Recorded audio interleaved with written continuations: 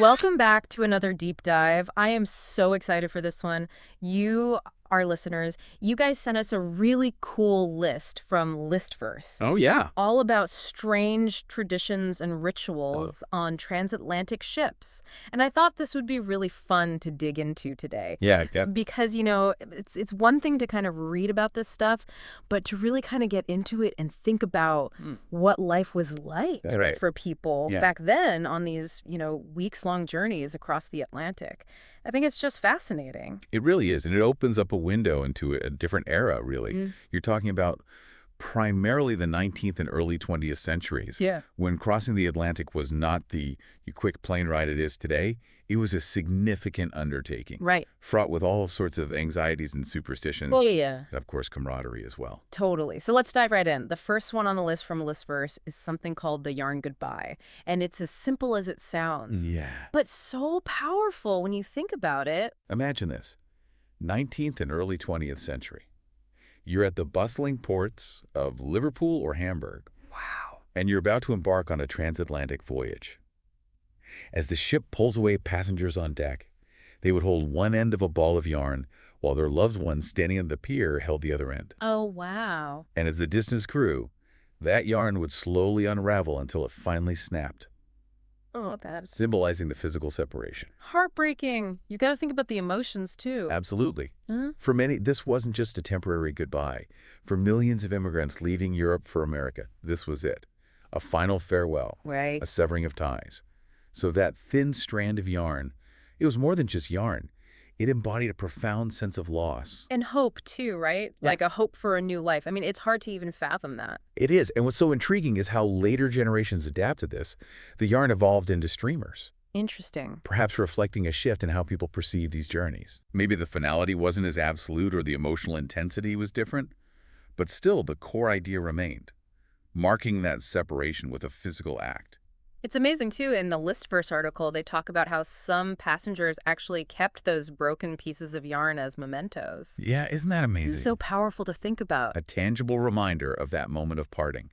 It speaks volumes about the emotional weight they carried with them. Totally. Okay, so we've gone from something really emotional and sentimental to something a little bit more rowdy, yes. The crossing the line ceremony. So tell me about this.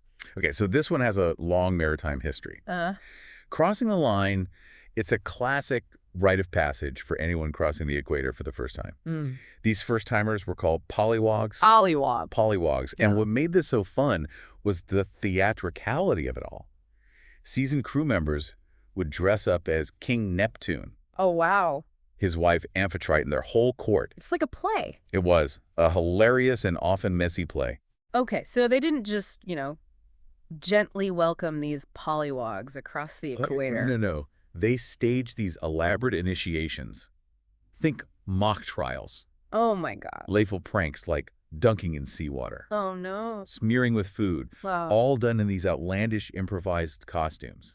So was this like a common thing on all transatlantic ships, or? It was more prevalent on naval and merchant ships, Okay. but you'd see it on transatlantic liners occasionally, especially those heading south towards the equator. Gotcha. And what's interesting is how this tradition varied depending on where you were on the ship. Okay, how so? Well, in first class, they might have a more refined version. Right, of course. But down in steerage, it was a whole different ballgame. I bet it was. Rowdy, improvised, chaotic, sometimes even leading to disputes.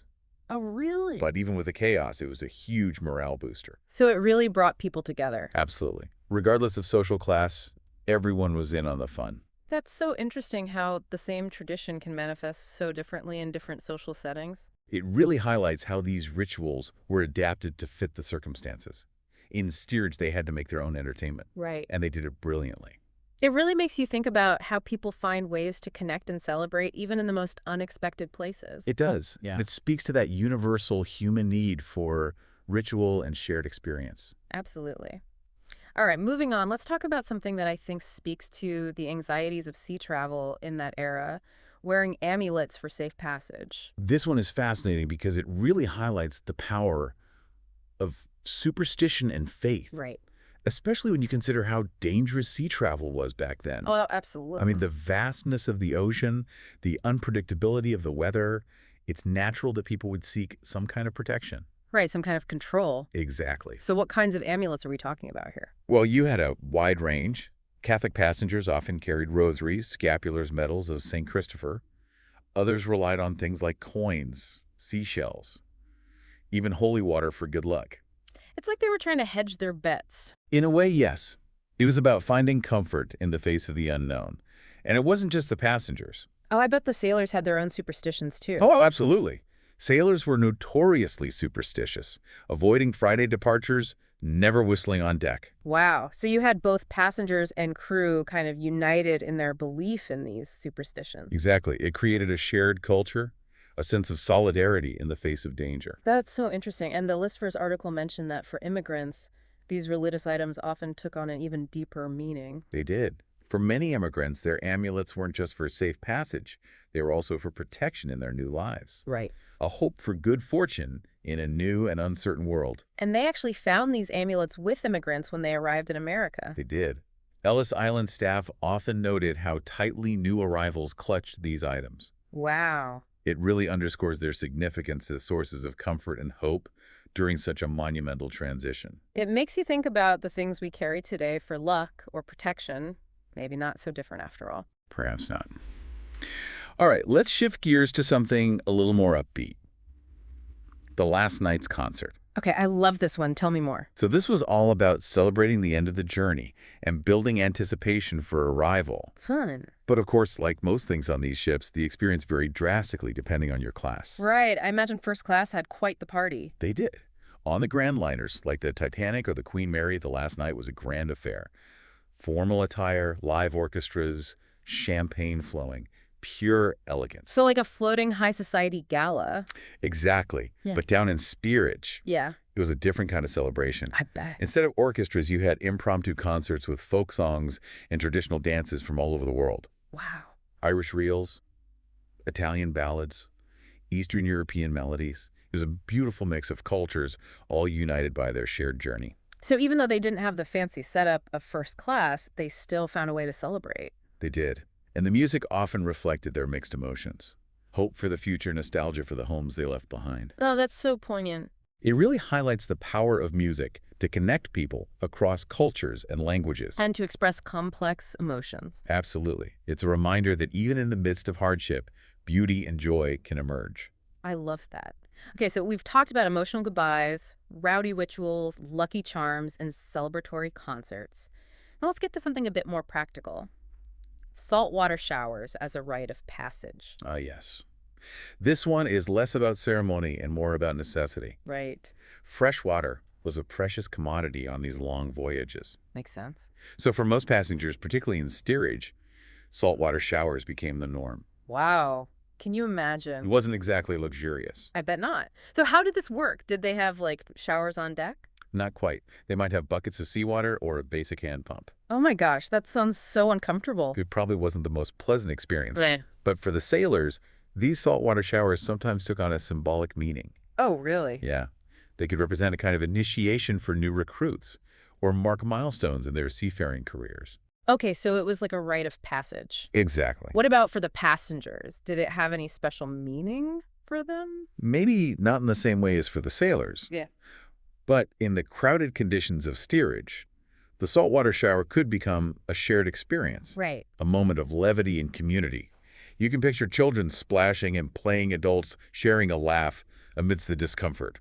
I can see that. It's a reminder that even in less than ideal circumstances, humans find ways to adapt and connect. Right. And of course, this was a far cry from the experience of first-class passengers who had private baths and plenty of fresh water. Oh, yes. Once again, we see that stark contrast between the two worlds on board. It's like they were on completely different ships. In a way, they were. Okay, now let's talk about a tradition that has ancient roots.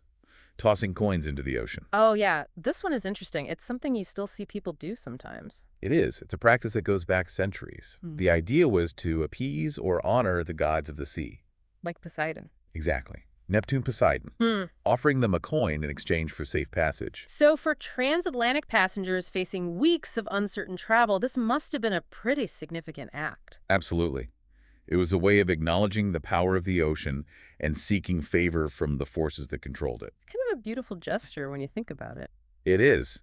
And for immigrants, the list first article suggests it could also symbolize letting go of their past lives Oh, I like that. and offering to the journey ahead. And they mentioned that some families would even toss in engraved coins. Yes, like a personalized message in a bottle. Oh, wow. That's so cool. I can just picture families doing this together, children all excited to throw their coins into the vast ocean. It must have been quite a sight. Eh, And the crew even had a saying about it. what was that? They would joke about the sea's growing collection of coins. Haha, I love that. It's like they were acknowledging the tradition, but also poking a little fun at the superstition. Exactly. It's a reminder that even amidst these serious rituals, there was still room for humor. Right, it humanizes it somehow. Okay, let's move on to something a little more refined. Dining salutes and table etiquette. Ah, yes. The dining rituals, particularly in first-class dining, was a highly orchestrated affair. Oh, I bet. Like fine dining, but on a ship? Exactly.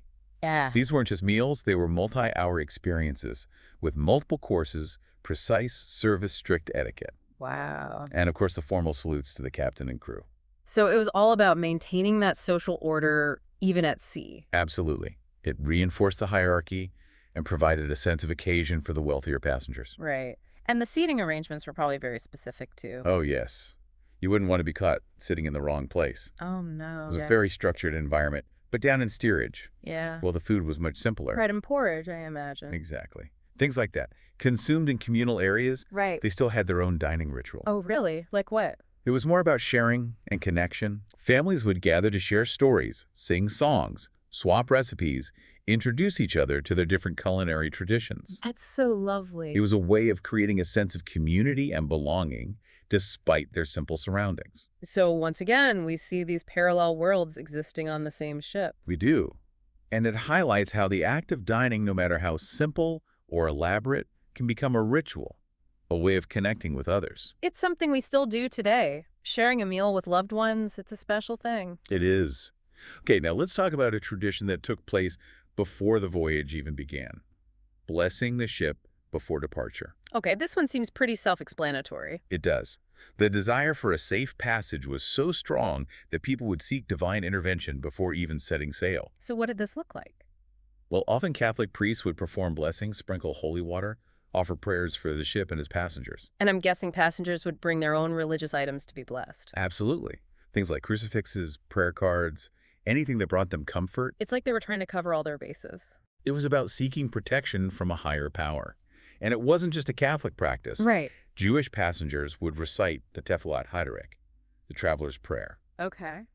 And people from other backgrounds had their own personal rituals. It's so interesting how these traditions reflect the diversity of beliefs on board. It does.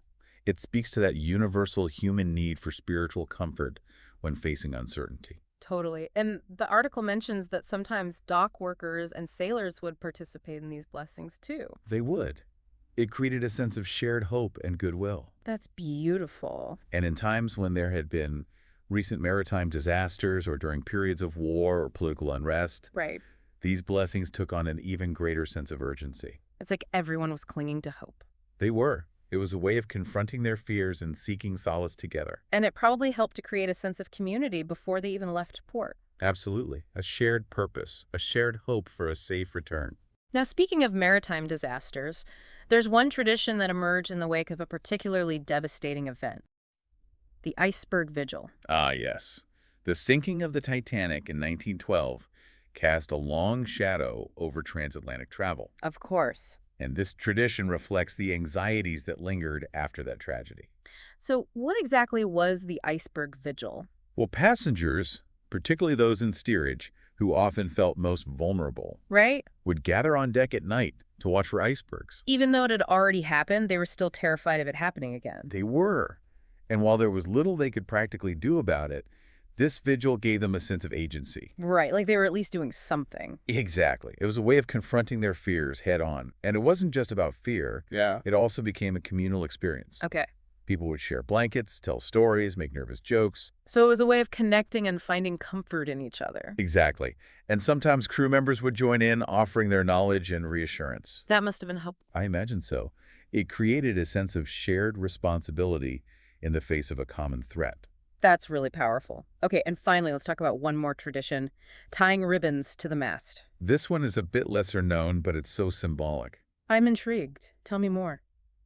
Before departure, passengers would tie ribbons to the ship's mast or railings, Okay. each ribbon representing a wish, a hope, or a prayer. Like what kind of wishes? Oh, anything. Huh. Safe passage, a reunion with loved ones' success in their new lives. And imagine the sight of all these colorful ribbons fluttering in the wind as the ship set sail. Oh, that's It beautiful. was a visual representation of all the hopes and dreams these passengers carried with them. The article mentioned that this was especially popular among immigrants and sailors from Central and Eastern Europe. Yes, in those cultures, ribbons often held special significance as symbols of protection and good fortune. So it was like they were imbuing these ribbons with their deepest desires. They were, and they would even use specific colors to symbolize different things. Like what? Red for health, blue for calm waters. It was a way of personalizing their wishes and sending them out into the world. And by the time the ship arrived at its destination, what happened to the ribbons? Well, they would be faded and frayed by the wind and the salt spray, Right. a visual reminder of the journey itself. Oh, wow. That's a really powerful image. It is. It's a reminder that even the most fragile of hopes can weather the storms. I love that. So as we wrap up this deep dive into these fascinating traditions, what are some of the key takeaways you think our listeners should keep in mind? Well, I think it's important to remember that these customs weren't just quirky habits. Right. They were essential ways for people to cope with the anxieties of travel, foster a sense of community, and mark these significant moments in their lives. They were a reflection of their hopes, their fears, their dreams. Exactly. And they offer us a glimpse into a time when transatlantic travel was a truly transformative experience. So whether it was the simple act of holding a strand of yarn or the hopeful gesture of tying a ribbon to the mast, these traditions speak to something deeper. They do. They speak to the enduring human need for connection, for comfort, for hope. And I think that's a beautiful thing to reflect on. So as you go about your day to day, think about these traditions. Think about the rituals we create in our own lives to navigate our own journeys and transitions, and maybe even find a way to create a new tradition of your own. Thanks for joining us on this deep dive.